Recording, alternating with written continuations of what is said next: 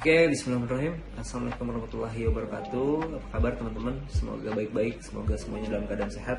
Semoga puasa kita juga bisa dilancarkan. Kayaknya udah lama banget ya saya nggak sharing sesuatu yang mengedukasi gitu ya. Karena nggak tahu kenapa ya. Kalau saya posting foto dengan caption yang receh gitu, yang alay, engagement rate-nya malah tinggi gitu. Saya ngeliat di insight. Makanya sekarang saya coba untuk share yang sedikit mengedukasi lagi, sedikit sharing lagi, semoga ada manfaatnya. Ya, jadi kalau saya ditanya apa sih tanggapan saya tentang pandemik yang diakibatkan oleh COVID-19 seperti yang sedang kita hadapi saat ini. Memang nggak bisa dibilang gampang ya, ini situasi yang berat gitu, tapi menurut saya ini hal yang lumrah yang sering dihadapi oleh para pelaku usaha ya seperti saya gitu ya. Kami para pelaku usaha memang setiap harinya selalu dihadapkan dengan situasi yang tidak pasti, dengan tantangan, dengan masalah gitu ya. Jadi dunia usaha balik lagi dunia yang nggak aman sebetulnya, dunia yang setiap hari kita pasti akan menemukan masalah dan masalah. Makanya masalah itu justru yang bisa membuat kita bertumbuh dan terus bertumbuh selama kita menyikapinya dengan baik dan benar gitu. Terus saya ada sedikit rumus yang mungkin bisa dibilang aplikatif ya, mungkin teman-teman bisa juga gampang ingetnya. Saya bikin namanya Despacito. Apa itu Despacito? DESPACITO. D-nya adalah data driven, E-nya empathy, S-nya surviving or servicing, A-nya adalah acceptable gitu ya, menerima, ikhlas dan lain sebagainya. Mungkin akan saya sedikit jelasin satu persatu secara singkat gitu. Saya sengaja sharing di sini, nanti saya masukin di IGTV karena kalau live di IG kan hilang ya 24 jam, tapi nggak menutup kemungkinan next saya akan coba live IG gitu ya, siapa tahu juga sharingnya bisa lebih panjang dan terjadi interaksi dua arah di sana. Oke. Yang pertama data driven. Yang pertama data driven. Kita harus data driven teman-teman. Pelaku usaha yang nggak punya data customernya pasti akan rugi gitu ya di saat seperti sekarang ini. Karena apa? Karena data ini yang akhirnya bisa kita convert menjadi revenue yang bisa menjadi sumber pendapatan. Jadi kita bisa offering, kita bisa selling di sana. Data ini yang akhirnya bisa kita buat menjadi profiling. Kita profiling, kita pilih-pilih kira-kira mana sih loyal customer kita, mana sih customer kita yang big spender. Nah itu kita bisa tahu tuh kalau kita punya data itu. Alhamdulillah Raja Channel punya ratusan ribu database di email gitu. Jadi dulu sampai sekarang dari dulu gitu ya, setiap ada orang yang mau tahu info tentang Raja Channel itu pasti kita suruh email dulu. Untuk apa? Untuk list building teman-teman. Kita mengumpulkan leads pool gitu ya, kolom prospek. Untuk apa? Untuk nantinya kita offering. Jadi ketika mereka tertarik dengan Raja Cendol, mereka kita suruh email, kita tangkap tuh datanya, kita suruh isi kuesioner, nama, alamat, nomor telepon, akun IG, akun Facebook dan lain sebagainya. Walaupun nantinya mereka nggak jadi franchise, mereka adalah target market yang paling potensial untuk kita. Kita mau offering something lah, pokoknya itu akan sangat efektif karena akan lebih mudah menawarkan sesuatu kepada orang yang sudah tahu kita dibanding yang belum tahu. Makanya biaya marketing itu lumayan besar. Kenapa? Karena marketing sama selling ini beda ya. Marketing ini bukan selling. Selling bagian dari marketing. Marketing tujuannya adalah gimana caranya membuat orang yang tidak tahu menjadi tahu. Nah, tujuannya selling ya, gimana caranya membuat orang yang sudah tahu menjadi beli. Sederhananya kalau marketing tuh gimana caranya membuat orang datang ke warung kita, ke toko kita, ke outlet kita.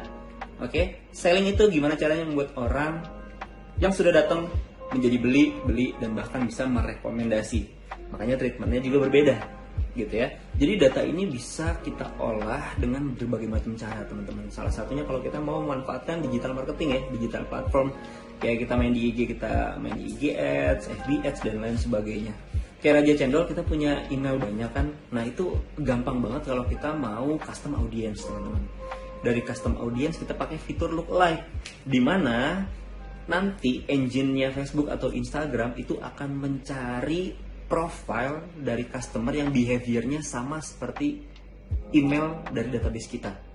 Gitu. Dari situ kita dapetin, kita pasang pixelnya, bisa di landing page atau di website, kita juga bisa tahu apa kebiasaan-kebiasaan dari customer kita.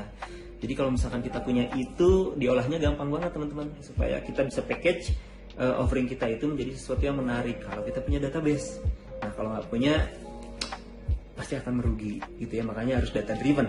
Oke, yang kedua selanjutnya E-nya ini adalah empathy. Saya nggak akan bahas banyak gitu ya, karena saya senang melihat masyarakat Indonesia sekarang punya jiwa empatinya sangat tinggi, dan saya yakin berbagi nggak akan pernah sedikit pun bisa mengurangi gitu ya, empathy. Yang ketiga adalah surviving and servicing. Seperti yang kita tahu teman-teman, banyak usaha-usaha yang drop, yang falling gitu ya, tapi banyak juga yang flying atau yang rising. Contoh-contohnya produk kesehatan, produk yang berbau-bau medis gitu ya, jamu, jahe gitu ya. Karena apa ya? Karena itu bisa dibilang ada positive understanding. Apa itu positive understanding? Yaitu pemahaman tentang sesuatu yang positif. Dalam arti kita tahu jamu, jahe itu bagus untuk meningkatkan daya tahan tubuh, untuk imun dan lain sebagainya. Untuk brand dengan produk-produk yang sedang falling, yang sedang drop gitu ya, itu harus surviving. Gimana pun caranya harus surviving. Sementara untuk produk-produk yang flying, yang rising, harus servicing. Harus benar-benar memberikan quality yang baik, service quality yang baik, harus bisa memberikan service yang maksimal dan lain sebagainya. Tujuannya untuk tadi ya, untuk branding dan long lasting. Oke, DESP ya, DESP. P-nya ini adalah preparing. What is next?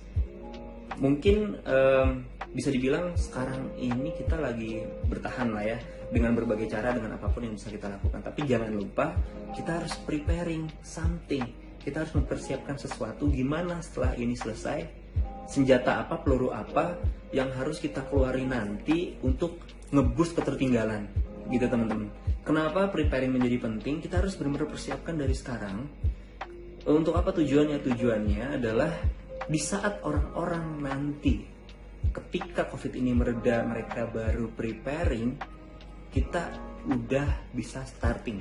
Ya ibaratnya kita udah colongan start duluan lah. DESPA, A-nya ini adalah acceptable. Ya kita harus bisa menjadi orang yang menerima, ikhlas gitu ya. Apapun yang terjadi kita harus ikhlas, harus terima. Tapi tentunya dengan ikhtiar dan tawakal.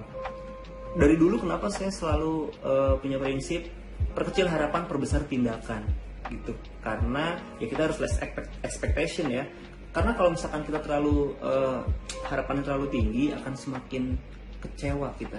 Semakin besar rasa kecewaan itu kita dapatkan. Makanya perkecil aja harapan, tapi tindakannya diperbesar gitu ya. Tujuannya juga diperjelas gitu. Harapan itu diandai, tapi kalau tujuan itu dicapai.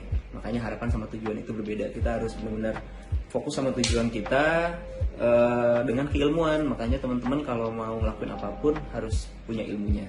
Oke, DESPA C. C-nya ini adalah cash reserve. Dana cadangan lah bisa dibilang gitu ya. Harus di breakdown teman-teman. Kalian itu, kita ini punya dana cadangan seberapa banyak sih? Seberapa besar sih? Cukup untuk apa aja dan cukup untuk berapa bulan lagi nih kira-kira? Kalau kita nggak ada pendapatan dan pemasukan. Ini benar-benar harus kita breakdown. Kalau emang kita nggak cukup untuk 1 bulan ke depan, bahkan untuk 1 minggu ke depan, kita harus pikirin gimana caranya kita bisa mendapatkan income. Atau kita bisa press budget, gimana pun caranya itu harus kita lakukan dan di breakdown teman-teman. Itu penting banget ya. Teman-teman juga bisa coba download aplikasi ya. Teman-teman bisa install.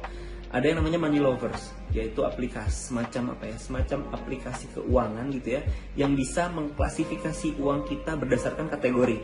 Jadi bisa kita rancang dan bisa kita susun gitu.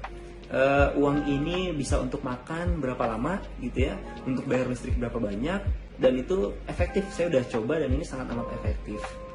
Ada juga bisa download juga Moneyfy, itu kurang lebih fiturnya sama, cuman visual dan grafiknya itu lebih jelas aja ya. Boleh pilih antara itu. Lanjut lagi, DESPACI. I-nya ini adalah Internet of Things. Internet is the most important thing di zaman sekarang. Tapi kalau bisa, internet ini jangan cuma dipakai untuk hiburan aja dikala kita stres. Tapi ini saatnya kita untuk bisa mengupgrade diri, untuk kita bisa memperluas, mempertambah kapasitas ketahuan dan keilmuan juga pengetahuan kita teman-teman.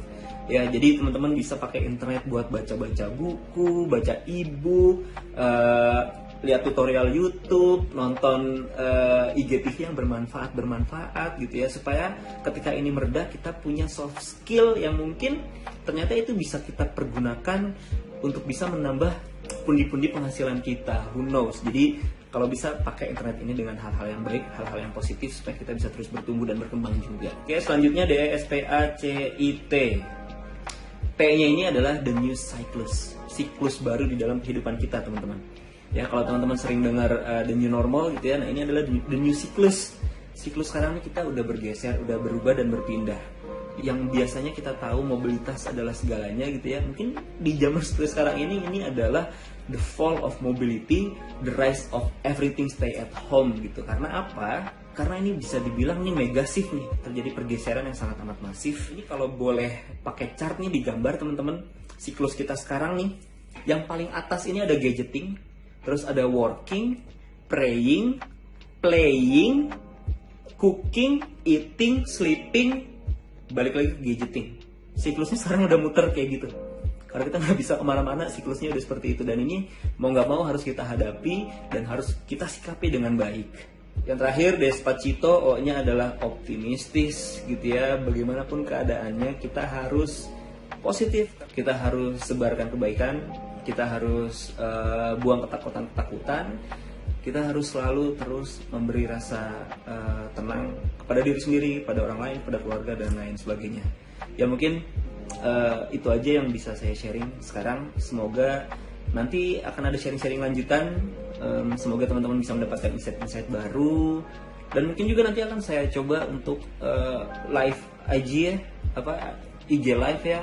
Kalau ada yang setuju boleh komen, atau kalau teman-teman mau saya live sama siapa boleh juga mention orangnya. Semoga nanti akan menjadi sesuatu yang menarik gitu ya. Saya mungkin akan bahas lebih banyak dan lebih panjang lagi gitu. Oke, mungkin segitu aja. Kalau misalkan teman-teman ngerasa video ini ada manfaatnya, boleh di save buat nanti teman-teman bisa tonton ulang atau di share ke teman-temannya. Sekali lagi, stay safe, jaga kesehatan. Semoga ibadah puasanya dilancarkan. Di balik musibah ini semoga banyak berkahan.